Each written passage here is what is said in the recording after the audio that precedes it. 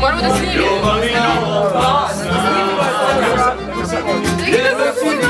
Koja su omiljena mesta gde izlaze ljudi 30+?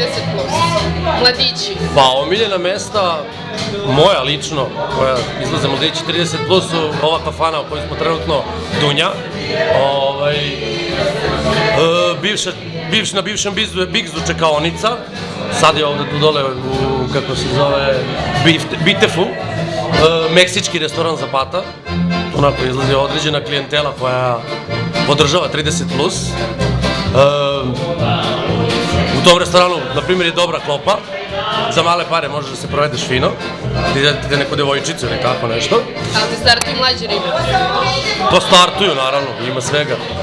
A mlađe ili starije, više mlađe ili više? Pa ima, mislim, razno je, ono, šarenoliko je, nema zašto. Šta ti više voliš, da startuju? Pa ja više volim starije, one znaju konkretnije šta vole, šta ne vole.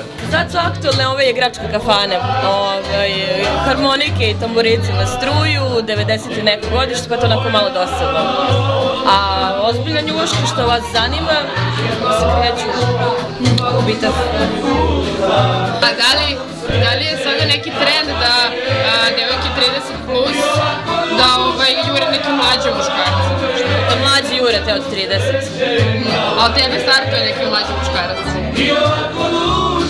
U interesu je da budem diskretna. Familija Bistro, definitivno. Kakva je muzika, zašto najviše voliš? Pa ne znam, atmosfera je skroz prijatna, onako kao da sam kod kuće.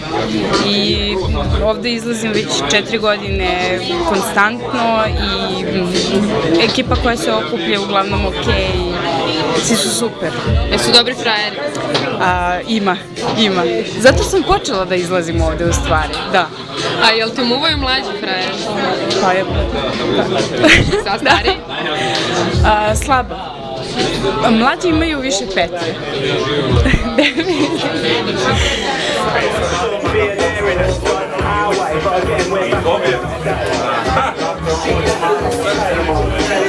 Najviše volim da izlazim u Magic Garden.